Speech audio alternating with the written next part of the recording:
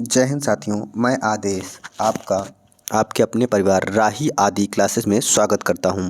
तो हम सभी आज संधि का प्रैक्टिस सेट सॉल्व करने वाले हैं, जो कि हमने संधि पढ़ चुके हैं।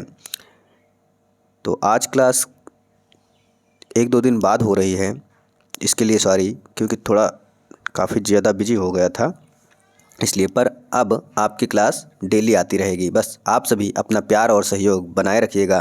क्लास को अधिक से अधिक लाइक कीजिएगा, अधिक से अधिक शेयर कीजिएगा और अपने सभी साथियों को सब्सक्राइब करने के लिए भी कहिएगा। आपकी जो अपनी राय हो वह हमें कमेंट के माध्यम से बता दीजिएगा।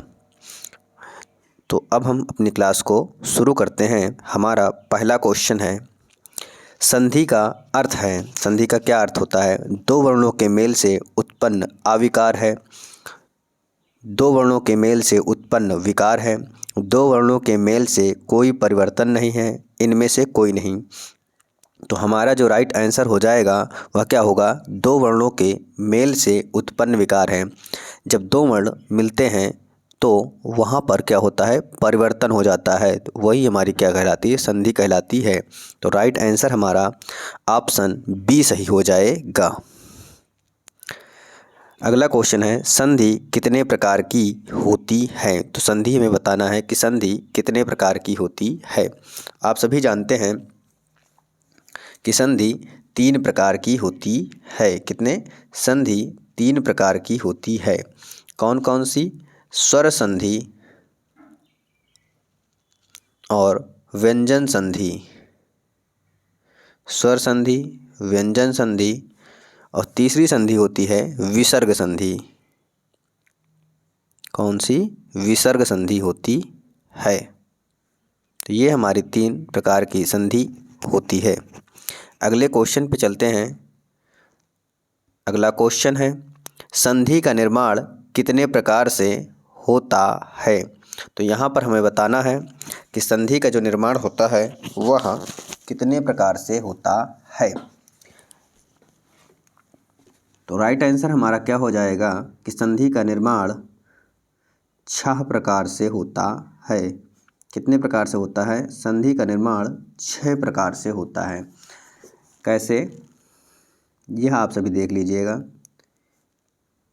जब स्वर और स्वर मिलते हैं तब होता है, यह होती है स्वर संधि। इसके बाद व्यंजन संधि आते हैं। व्यंजन संधि 3 प्रकार से होता है। कैसे? व्यंजन और व्यंजन के मेल से। फिर आती है व्यंजन और स्वर के मेल से। उसके बाद आता है स्वर धन व्यंजन के मेल से। ये हो गई 3 प्रकार से व्यंजन की और एक स्वर की, तो 4 प्रकार से हो गया। उसके बाद आते हैं हम विसर्ग संधि में। तो आप सभी देखिएगा कि ये विसर्ग है। विसर्ग के बाद व्यंजन आएगा। क्या आएगा? व्यंजन आएगा। और क्या होगा कि विसर्ग के बाद स्वर आएगा। तो ये इस प्रकार हम देख रहे हैं कि संधि का निर्माण 6 प्रकार से किया जा सकता है। तो राइट आंसर ऑप्शन डी 6 प्रकार हो जाएगा। आगे चलते हैं अगले क्वेश्चन पे। स्वर संधि के कितने भेद हैं? तो हमें बताना है कि स्वर संधि के कितने भेद होते हैं। तो आप सभी जानते हैं स्वर संधि के 5 भेद होते हैं। कितने भेद होते हैं? स्वर संधि के 5 भेद होते हैं। तो राइट आंसर हमारा क्या हो जाएगा? ऑप्शन सी सही हो जाएगा। ये 5 भेद कौन कौन से हैं यह आप देख लीजिए। पहला होता है दीर्घ स्वर संधि। फिर आ जाते हैं गुण स्वर संधि। इसके बाद देखते हैं यण स्वर संधि। फिर देखते हैं वृद्धि आती है। कौन सी? वृद्धि स्वर संधि। लास्ट है 5वीं अयाधि स्वर संधि। तो ये हमारे संधि यानी स्वर संधि के 5 प्रकार हो जाते हैं, 5 भेद हो जाते हैं। अगला क्वेश्चन है, कवींद्र का सही संधि विच्छेद होगा। कवींद्र शब्द में हमें सही संधि विच्छेद चुनना है। तो पहला ऑप्शन है कवि धन इंद्र, दूसरा कवि धन इंद्र, तीसरा कवि धन इंद्र, चौथा कवि धन इंद्र, कवि धन इंद्र। तो राइट आंसर हमारा क्या हो जाएगा, यह हमें देखना है। तो राइट आंसर जो होगा हमारा कवि धन इंद्र होगा। क्या होगा, कवि धन इंद्र हो जाएगा। जब भी हम संधि विच्छेद करेंगे, जब हम शब्दों को तोड़ेंगे, तो हमें सबसे पहले यही देखना होगा कि जो भी टूटेगा शब्द, उस शब्द का कोई अर्थ निकलना चाहिए, तभी हमारा विच्छेद जो होगा संधि विच्छेद का, वह हमेशा सही हो जाएगा। आगे देखते हैं अगले क्वेश्चन पे। तो अगला क्वेश्चन है हमारा, महिष का संधि विच्छेद। महिष शब्द का हमें संधि विच्छेद बताना है। महीधन ईस, महिधन ईस, महीधन इस, महीधन इस। तो राइट आंसर जो होगा वह क्या होगा, महीधन ईस होगा। राइट आंसर हमारा ऑप्शन बी सही हो जाएगा, महीधन ईस। क्या होगा, महीधन ईस। मही का अर्थ होता है पृथ्वी। क्या होता है, पृथ्वी। ईस का अर्थ ईश्वर हो जाएगा, यानी पृथ्वी का ईश्वर या पृथ्वी का भगवान हम कह सकते हैं। तो राइट आंसर बी ऑप्शन सही हो जाएगा। अगले क्वेश्चन पे चलते हैं। अगला क्वेश्चन है, साहित्येतर का संधि विच्छेद। साहित्येतर का संधि विच्छेद हमें बताना है। साहित्य धन उत्तर, साहित्य धन इतर, साहित्य धन इतर और साहित्य धन इतर। तो यहाँ पर साहित्य धन उत्तर जो है गलत है, साहित्य धन इतर भी गलत हो जाएगा। क्यों, क्योंकि यहाँ पे डबल ता दिया गए हैं, तो डबल ता गलत होगा। इतर लिखा हुआ है बड़ी ई, तो गलत हो जाएगा। क्या हो जाएगा हमारा राइट आंसर, साहित्य धन इतर। यहाँ पर आप देख रहे हैं कि ए की मात्रा लगी हुई है। क्या, यहाँ पर ए की मात्रा लगी हुई है। तो जब भी हम देखते हैं ए की मात्रा, तो यहाँ पर अगर संधि हमसे पूछे तो हम कौन सी संधि का चयन करेंगे, तो ये हमें बताएगी। क्या, साहित्येतर में अगर संधि पूछ ले तो यहाँ पर क्या हो जाएगा, गुण संधि हो जाएगा। क्या हो जाएगा, गुण संधि हो जाएगा। अगले क्वेश्चन पे चलते हैं। हमारा अगला क्वेश्चन है, सोत्साह। क्या लिखा है, सोत्साह का संधि विच्छेद हमें बताना है। क्या हो जाएगा, सोधन उत्साह, साधन उत्साह, सुधन उत्साह, सुधन उत्साह। तो राइट आंसर क्या होगा, साधन उत्साह। क्या हो जाएगा, राइट आंसर साधन उत्साह हो जाएगा। यहाँ पर आ और उ मिल रहा है। क्या मिल रहा है, आ और उ मिल रहा है। तो अब देख रहे हैं आ और उ, आ और उ मिलने पर क्या बना, ओ बना है। क्या बन गया, ओ बन जाता है। तो आप सभी यह जानते हैं कि ओ जब बना तो यहाँ पर क्या होगा, कौन सी संधि पूछा जा सकता है। जब हमें इसमें संधि पूछी जाएगी तो यहाँ पर भी कौन सी संधि हो जाएगी, गुण संधि हो जाएगी। तो जहाँ पर ए, ओ, अर यह तीनों शब्द आ जाएं तो वहाँ पर गुण संधि होती है। अगले क्वेश्चन पर, अतिशयोक्ति। अतिशयोक्ति का संधि विच्छेद हमें बताना है। अतिशय धन उक्ति। आप सभी देख रहे हैं कि जो यहाँ पर सा दिया गया है यह पूर्ण रूप से दिया गया है और यहाँ पर अधूरा दिया गया है, तो यह हमारा गलत हो जाएगा। अतिशय धन उक्ति, अतिशय धन उक्ति, अतिशय धन अक्ति। तो यहाँ पर अक्ति शब्द भी गलत है। उसके बाद दिया गया है कि उक्ति, जो उक्ति होता है गलत है, उक्ति होता है। तो राइट आंसर हमारा ऑप्शन बी अतिशय धन उक्ति हो जाएगा। तो यहाँ पर भी देख रहे हैं कि आ और उ मिल रहा है और आ और उ मिल के ओ बना। और इस प्रकार अतिशयोक्ति में संधि अगर पूछी जाए तो अब तो आपको पता हो गया होगा कि गुण संधि हो जाएगी। आगे क्वेश्चन पर चलते हैं। अगला क्वेश्चन है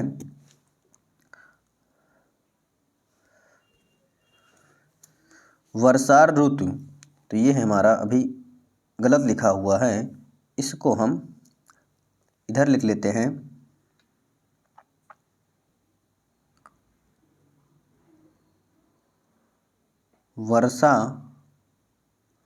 वर्षा ऋतु इस प्रकार से लिखा जाएगा।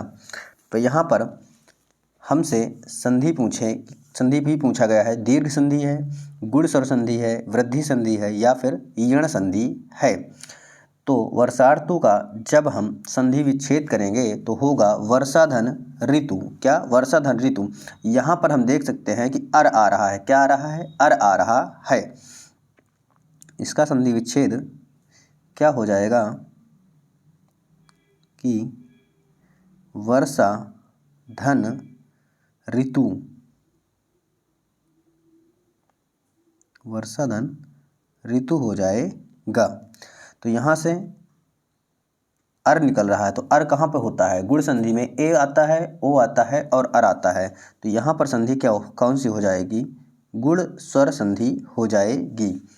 अगले क्वेश्चन पे चलते हैं। अगला क्वेश्चन है हमारा विश्ववाक्य। क्या लिखा है? विश्ववाक्य का संधि विच्छेद। विश्ववाक्य का संधि विच्छेद। तो यहाँ पर ऑप्शन ए दिया गया है विश्वधन एक, विश्वधन ऐक्य, विश्वधन ऐक,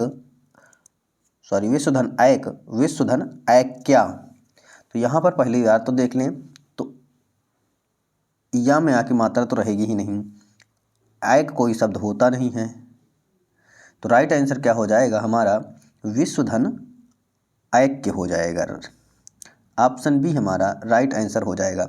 अगर यहाँ पर विश्ववाक्य में संधि पूछे कि कौन सी संधि है, तो जब हम देखते हैं यहाँ पर डबल मात्रा है, यानी ऐ की मात्रा हो और औ की मात्रा हो, या हम कह सकते हैं जब डबल मात्रा हो, डबल पाई वाली मात्राएं हों, तो वहाँ पर हमारी हमेशा क्या? हमेशा, चाहे हमें पता हो या ना पता हो, तुरंत हम वृद्धि संधि पर टिक कर देंगे। किस पे? वृद्धि संधि पर हम टिक कर देंगे जब भी हमें ऐ और औ की मात्राएं मिलेंगी तब। आगे देखते हैं अगले क्वेश्चन पर। अगला क्वेश्चन है प्रत्युपकार। क्या? प्रत्युपकार का संधि विच्छेद हमें बताना है। प्रतिधन उपकार। तो उपकार कोई शब्द होता नहीं है, इसलिए यह गलत हो जाएगा। प्रतिधन उपकार, प्रति, यहाँ पर प्रति दिया गया है बड़ी एक मात्रा तापे, तो ये भी गलत हो जाएगा और ये भी गलत हो जाएगा। तो क्या होगा? प्रतिधन उपकार। राइट आंसर हमारा ऑप्शन बी हो जाएगा। लेकिन क्या है कि हमें अगर इसमें संधि पूछ ले तो अगर आप बता सकते हैं तो बहुत अच्छी बात है, नहीं भी बता सकते हैं तो ट्रिक क्या है कि जब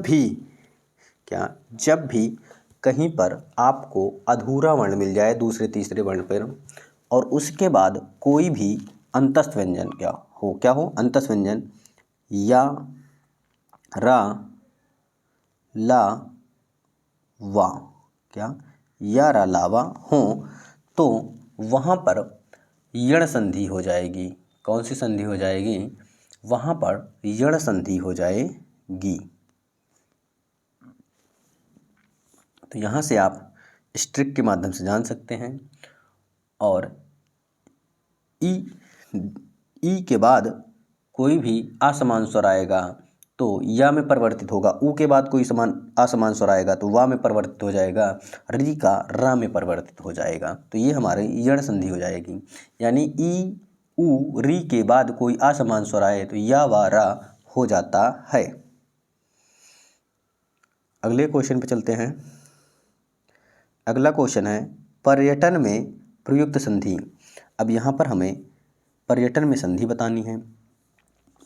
तो इसका हम संधि विच्छेद करते हैं तो क्या होगा, परिधन अटन, क्या हो जाएगा, परिधन अटन। तो यहाँ पर क्या है, ई है, ई के बाद कोई असमान स्वर आया है आ, तो क्या होगा, यह बन जाएगा या में, किस में बन जाएगा, या में। और ये जो रा है यह अधूरा हो जाएगा। तो यहाँ पर आप देख रहे हैं कि यह आ रहा है, क्या है, यह आ रहा है यह, और उसके पहले रा अधूरा है, रा अधूरा है। तो हमने क्या बताया था कि कोई भी अधूरे वर्ण के बाद, अधूरा अक्षर के बाद कोई भी अंतस्थ व्यंजन आ जाए तो वहाँ पर कौन सी संधि होगी, वहाँ पर यण संधि हो जाएगी। तो ऑप्शन हमारा ए राइट हो जाएगा। आगे चलते हैं अगले क्वेश्चन पे। स्वल्प में संधि हमें बताना है, संधि विच्छेद बताना है। स्वाधन अल्प, स्वाधन लप, शूधन अल्प, शूधन उल्प। उल्प कोई शब्द नहीं होता है, स्वा भी नहीं होगा, क्योंकि हमें संधि विच्छेद करना है तो परिवर्तन होना चाहिए, और परिवर्तन तो इसमें हो नहीं रहा है, तो इसलिए ऑप्शन ए भी क्या हो जाएगा, राइट आंसर शूधन अल्प हो जाएगा। क्या हो जाएगा, शूधन अल्प हो जाएगा। तो यहाँ पर आप देख रहे हैं ऊ है, और उसके ऊ के बाद क्या आया है, असमान स्वर आ आया है, तो बनेगा क्या हमारा, वा बन जाएगा। तो आप देख रहे हैं, और जब सा से ऊ हटाएंगे तो अधूरा सा हो जाएगा, तो स्वल्प हमारा शब्द बन जाएगा। अगर इसी जगह पे हमसे पूछ लिए कि संधि कौन सी है, तो आप सभी जान रहे हैं कि अब तो यण संधि हो जाएगी। क्यों, कोई भी अधूरा अक्षर दिया गया हो, उसके बाद या रा लावा में से कोई शब्द हो, यानी अंतस्थ वर्ण हो, तो वहाँ पर हमारा क्या हो जाएगा कि यण संधि हो जाएगी। अगले क्वेश्चन पे चलते हैं। अगला क्वेश्चन है, भवती का संधि विच्छेद हमें बताना है। भवती, यहाँ पर अगर हम भवती शब्द पढ़ रहे हैं तो अव शब्द आ रहा है, क्या आ रहा है, भव, अव आ रहा है, तो अयाधि संधि होती है। क्या होती है, अयाधि संधि,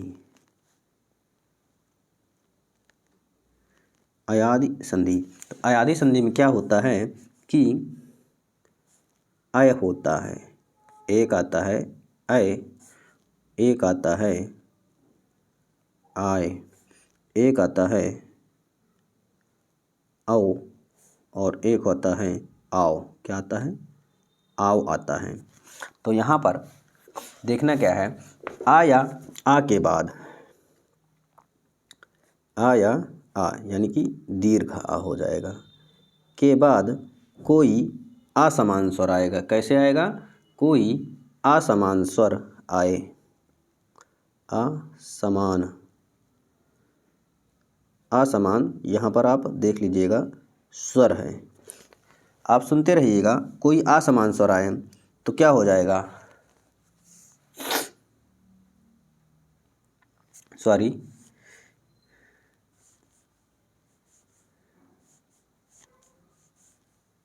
एक मिनट रुक जाइएगा। यहाँ पर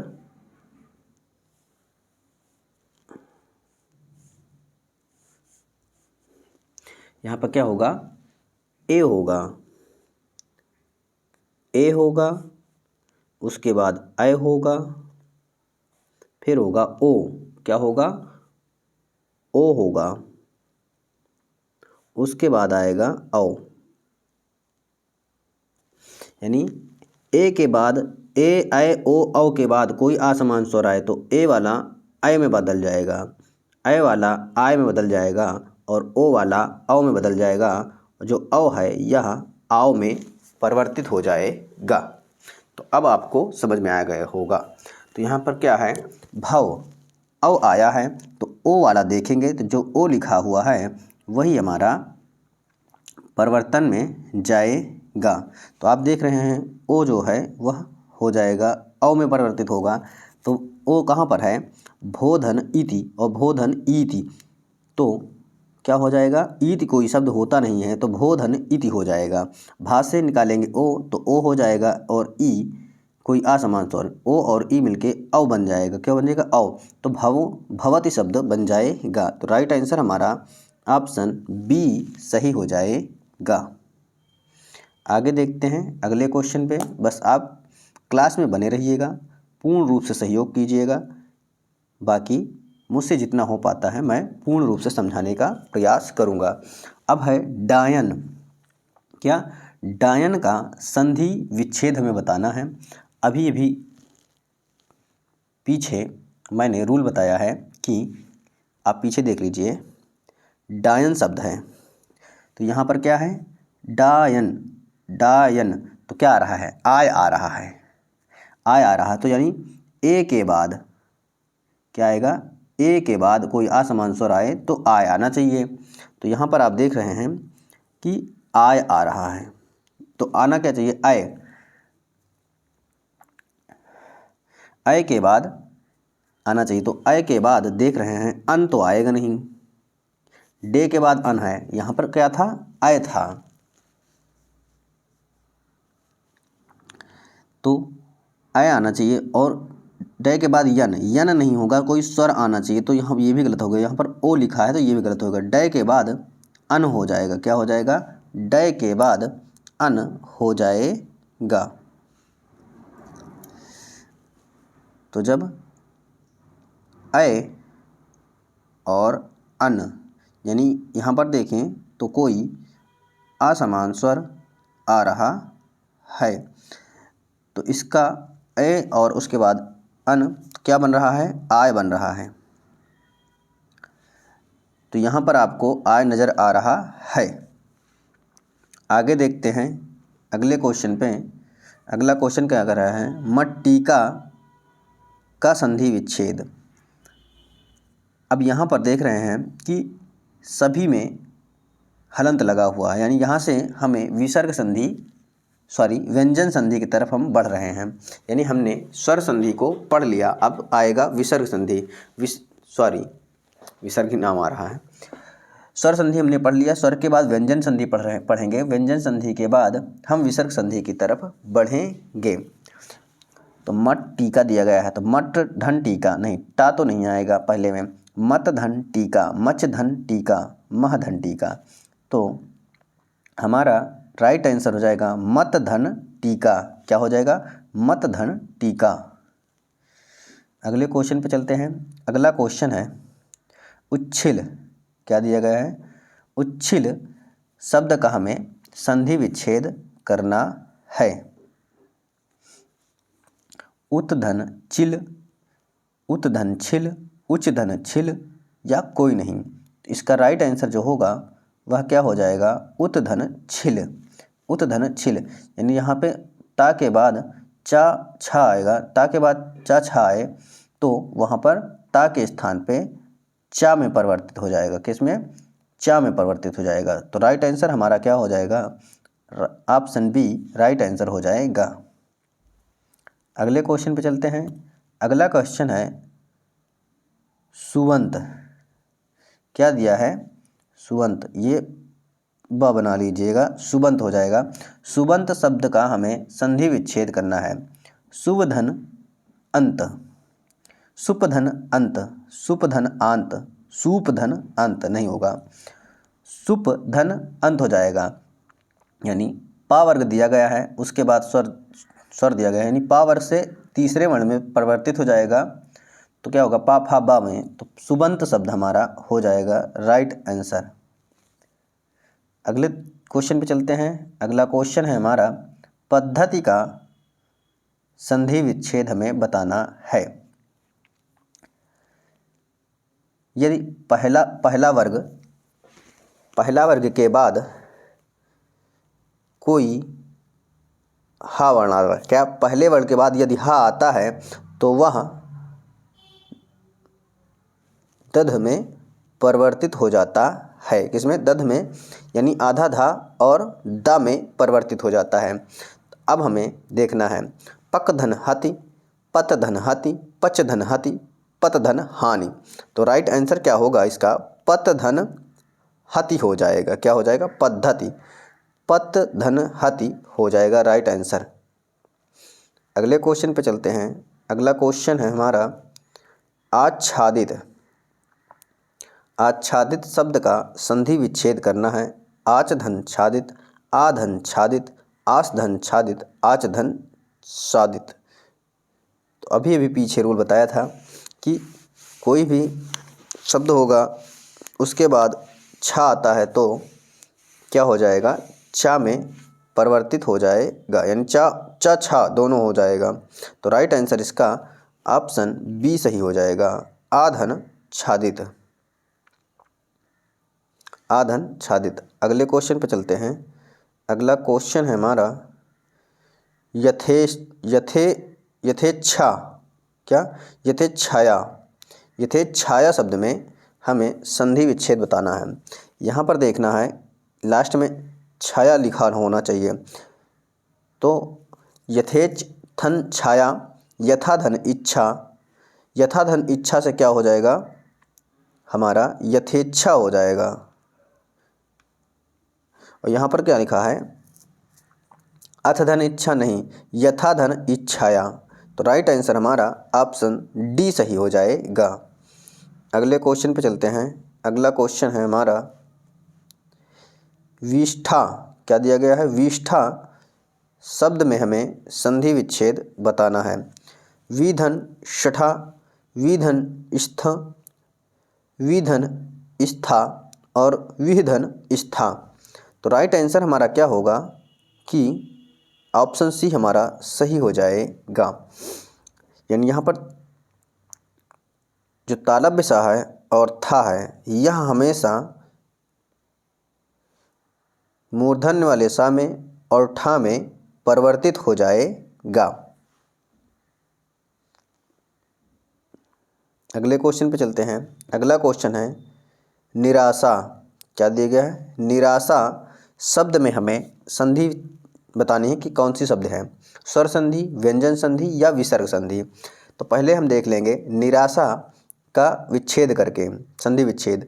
तो निराशा क्या हो जाएगा, निह धन आशा, निह धन आशा हो जाएगा। तो यहाँ पर अब आपको पता चल गया कि क्या है, विसर्ग संधि हो जाएगा। अगले क्वेश्चन पे चलते हैं। अगला क्वेश्चन है अभ्यर्पित। अभ्यर्पित शब्द में संधि विच्छेद हमें बताना है। अभिर्धन पित, अभ्यर्धन पित, अभिधन अर्पित, अभिधन अर्पित। तो हमारा राइट आंसर क्या होगा, अभिधन अर्पित, अभिधन अर्पित हो जाएगा। तो जिस भी शब्द में अधूरा वर्ण मिल जाए उसके बाद अंतस्थ व्यंजन मिल जाए तो वहाँ पर हमेशा कौन सी संधि होगी, अभी पीछे मैंने बताया यण संधि होगी। आपको बहुत ही आसानी तरीके से पहचानना है, किसी भी शब्द में अधूरा वर्ण मिल जाए दूसरे या तीसरे में तो वहाँ पर यण संधि होगी।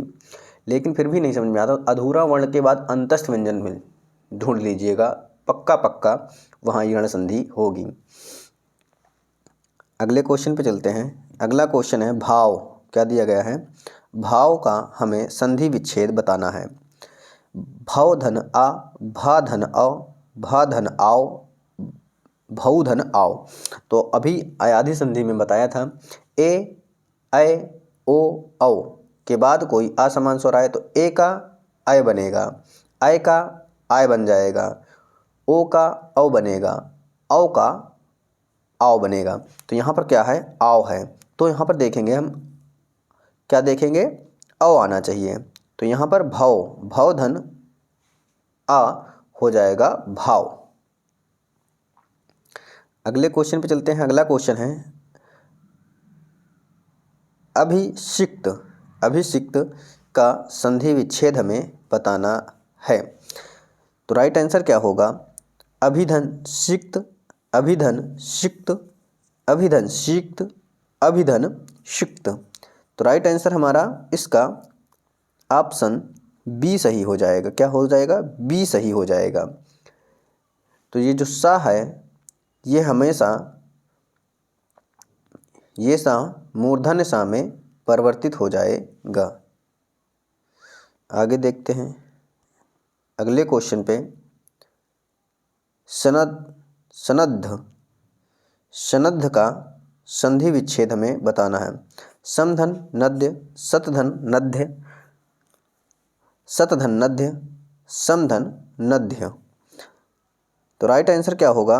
समधन समधन नध्य, समधन नध्य, यानी ऑप्शन हमारा राइट ऑप्शन ए सही हो जाएगा। कैसे? माँ हो, माँ के बाद माँ अधूरा होना चाहिए, माँ के नीचे हलंत हो, उसके बाद ना आ जाए तो ये मान लीजिए कि डबल ना हो जाता, यानी एक अधूरा ना और एक पूर्ण ना, यानी पूरा ना हो जाएगा। ये रूल के तहत आप समझ सकते हैं। अगला है परिष्कृत शब्द में संधि हमें बताना है, जिसमें परिष्कृत शब्द में हमें संधि बतानी है।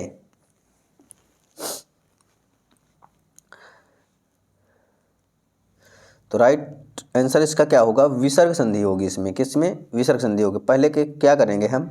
इसको तोड़ लेंगे। तोड़ेंगे तो क्या होगा? परि यानी विच्छेद करेंगे, परि धन कृत, क्या हो जाएगा? कृत।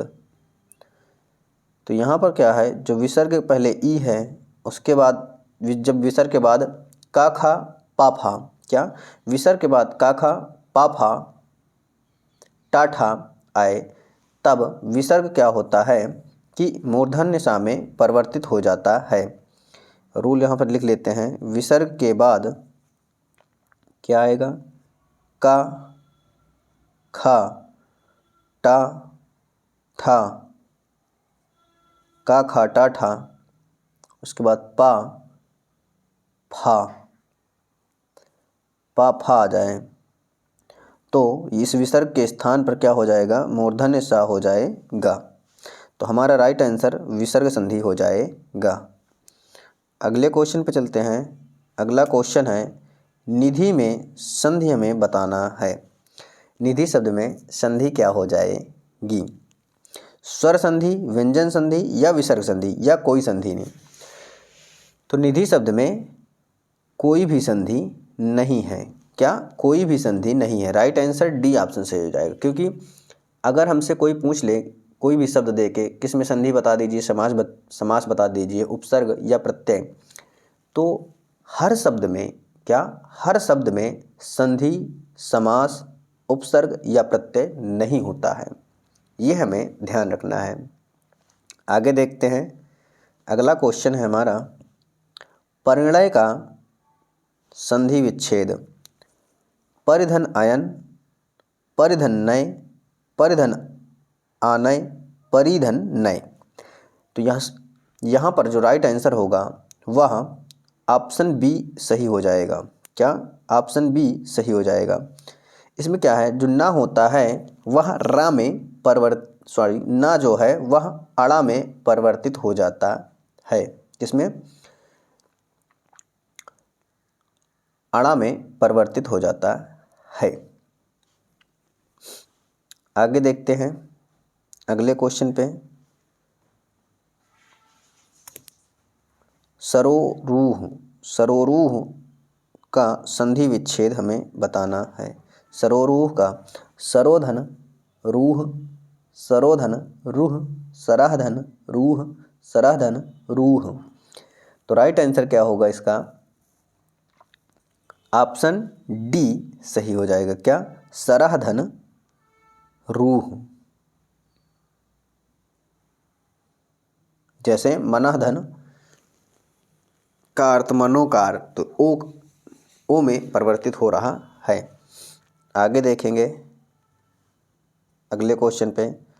दुश्चरित, दुश्चरित में संधि हमें बतानी है। दुश्चरित में क्या हो जाएगा? राइट आंसर विसर्ग संधि हो जाएगा। इसका हो जाएगा दुह धन चरित। क्या? दुह धन चरित। रूल क्या होगा कि विसर्ग के पहले ई हो या उ हो। ई उ विसर्ग के पहले हो और बाद में चा छा या तालव्य सा हो। क्या? तालव्य सा हो। तो विसर्ग जो है वह तालव्य श में परिवर्तित हो जाएगा।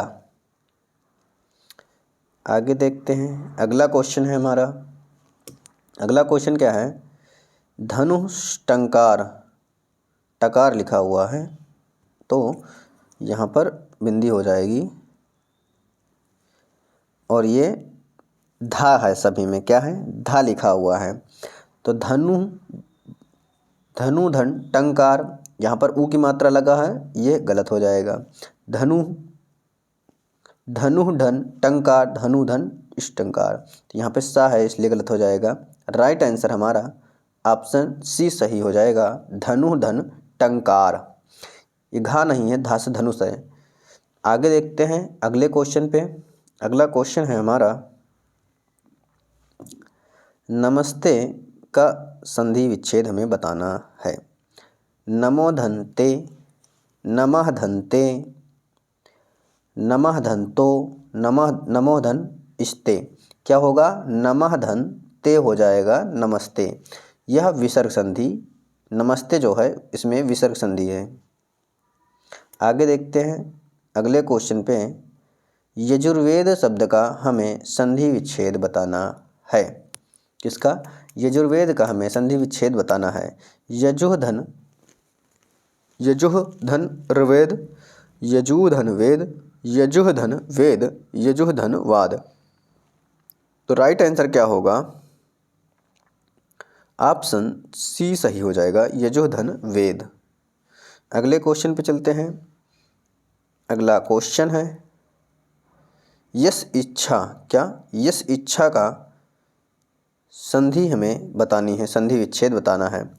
यशाधन इच्छा, यशाधन इच्छा, यशाधन ईशा, यशाधन इच्छा। तो इसका जो राइट आंसर होगा ऑप्शन ए भी सही हो जाएगा और डी भी सही हो जाएगा, क्योंकि दोनों सही हैं और दोनों सेम उदाहरण भी दिया गया है। या तो फिर यहाँ पर एक में बड़ी ई लगा दें तो फिर अलग हो जाएगा। तो क्या है? यदि विसर्ग के पहले आ आता है, यहाँ पर देख लीजिए, यदि आ है, इसके बाद विसर्ग है, उसके बाद ई या ऊ हो, तो क्या होगा कि इसमें कोई भी परिवर्तन नहीं होगा। तो यहाँ पर देख लीजिए, ये विसर्ग है, जैसा हमें विसर्ग है, उसके बाद सा में आ है, उसके बाद इच्छा शब्द आया, क्या? इच्छा आया है, ई से शुरू है, तो इसलिए इसमें कोई परिवर्तन नहीं हो रहा है। तो ये हमारे आज के 37 क्वेश्चन थे। उम्मीद है आपको क्लास समझ में आई होगी। बस आप सभी से एक ही रिक्वेस्ट है कि आप सभी अधिक से अधिक सहयोग करें, क्लास को पूरा देखने का प्रयास किया कीजिए। समय कम हो थोड़ी सी स्पीड बढ़ाकर देख लिया कीजिए। खाना बनाते समय, लेटे रहें तब भी, कुछ किसी भी टाइम आप क्लास को अधिक से अधिक शेयर कीजिए, लाइक कीजिए। आपकी जो राय हो वह हमें कमेंट के माध्यम से बता दीजिएगा। आज की क्लास को हम यहीं पे समाप्त करते हैं। आप सभी का इस क्लास में जुड़ने के लिए बहुत बहुत धन्यवाद।